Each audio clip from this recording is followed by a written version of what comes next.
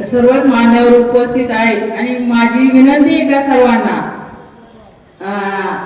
की आपण आज ज्या जयसिंह पोटे यांच्या उमेदवारी निमित्त उभे आहात म्हणजे उभे आहेत ते आणि त्यांच्या विजयाची नांदी आज मला सर्वच पक्षीय म्हणजे उमेदवार आहेत त्यांच्यापासून करते। आज मी माझ्या भावासाठी धावा करते की जयसिंह पोटे यांना प्रचंड बहुमताने तुम्ही विजय कराल ही विनंती करते आणि सर्वच मान्यवरांना विनंती करते की मी भाषण पहिल्यांदाच करते। रामदास शेटे यांना सगळ्यांना माहिती आहे तर भावासाठी दावा करते, तुम्ही सगळ्यांनी जयसिंह भाऊ यांना पाठिंबा द्यावा ही माझी नम्र विनंती। ती सगळी राजकीय भाषण होती, परंतु माझं आणि जयसिंग अण्णांचं एक प्रेमाचं नातं आहे आणि हे भाषण सुद्धा आजचं प्रेमाचं असणार आहे। जरा एकदा जोरदार टाळ्या झाल्या पाहिजे जयसिंग अण्णांसाठी। मी अण्णा 2-3 दिवसापूर्वी एक तुमच्या फेसबुक वॉलवर एक व्हिडिओ बघितला। एका लहान मुलाने म्हणजे त्याच्या मनात काहीच नव्हतं, परंतु गाडीवर बघून अण्णांचा चित्र त्यांनी रेखाटलं होतं। मी कमेंट सुद्धा त्याच्यावर केली।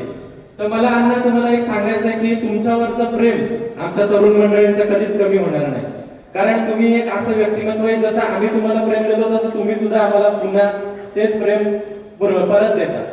त्यामुळे मला खात्री आहे की गावाचा विकास करण्यामध्ये तुम्ही नक्कीच हातभार लावाल अशी खात्री। आणि मला एक विनंती होती तुम्हाला अशी करायची की तुमचं चित्र त्या मुलाने काढलं, परंतु आपल्या गावात दुर्लक्षित राहिलेली तीच एक गोष्ट मला वाटते की अशा कलाकारांसाठी, अशा एक कलाकार म्हणून मला एक तळमळ वाटते की अशा कलाकारांसाठी मी ओतूर या ठिकाणी दिवाळी पहाटसाठी गेलो होतो। त्या ठिकाणी चित्रकार जे चित्र काढतात त्यांची यात्रेला त्यांनी आर्ट गॅलरी उभी केली होती, म्हणजे इतकी सुंदर चित्र होती की त्यामुळे कलाकारांना प्रोत्साहन मिळतात। कृपया आपण भिजलो जरी आज मी हा माझा अंत नाही, पेटेन पुन्हा नव्याने हे सामर्थ्य नाशवंत नाही। छाटले जरी पंख माझे पुन्हा उडेन मी अडवू शकेल मजला अजून अशी भिंत नाही। माझी झोपडी जाळण्याचे झाले तर कैक कावे। सुरेश भटांनी किती सुंदर लिहिलं बघा। माझी झोपडी जाळण्याचे झाले तर कैक कावे, जळेल झोपडी अशी आग ती ज्वलंत नाही। येतील वादळे, शेवटच्या ओळी जयसिंगांना अगदी समर्पक वाटतात मला बरं का। येतील वादळे खेटेल तुफान तरी वाट चालतो मी। येतील वादळे खेटेल तुफान तरी वाट चालतो मी।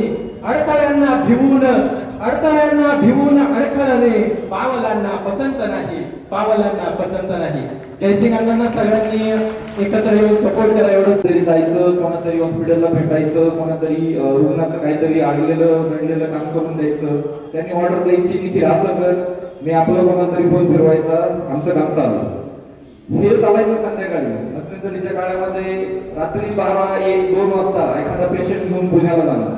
एखादा नाही, नव्या 3-4 पेशंट आम्ही 2-3 महिन्यात पुण्याला घेऊन गेलो आणि तिथे पुण्याला जरी नेलं तरी सकाळ संध्याकाळ त्या पेशंटची विचारपूस करणं, त्यांना झालंय काय लागतंय का देखील त्यांचं ते बघ, असं हे व्यक्तिमत्व आहे।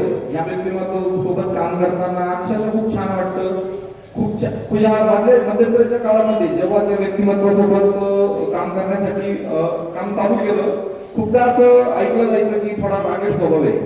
ठीक आहे, अनुभवलं मी त्या माणसाला स्वभाव कसा आहे, कसा व्यक्तिमत्व आहे, तर एक म्हणेल रागीट आहे पण तो चुकल्यावर रागीट आहे, तसा तो प्रेमळ माणूस आहे। खूप छान जीव लावतो, खूप छान सोबत घेऊन जातो। आदरणीय डॉक्टर साहेब बोलून गेले की आम्हाला तुम्ही पंचायत समिती सदस्य होणार आहात, त्यानंतर आम्हाला एक क्रीडा संकुल पाहिजे।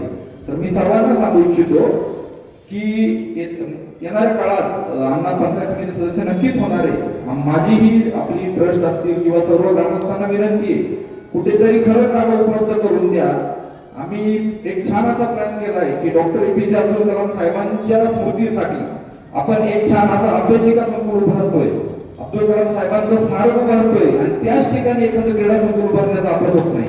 ते स्वप्न सत्यात उतरवण्याचं काम राजांच्या माध्यमातून आपण सर्वजण करणार आहोत याची मला आज खात्री आहे। सर्वजण या ठिकाणी अण्णांना शुभेच्छा देण्यासाठी, अण्णांना समर्थन देण्यासाठी या ठिकाणी उपस्थित राहिला मी आमच्या तरुण फळीच्या वतीने, सर्व ग्रामस्थांच्या वतीने, सर्व उपस्थितांच्या वतीने अण्णा तुम्हाला येणाऱ्या काळात तुमचं जे पुढचं राजकीय करिअर आहे त्याचं उत्तमपद पुढे जावं. तुम्हाला खूप साऱ्या शुभेच्छा देतो आणि थांबतो. धन्यवाद.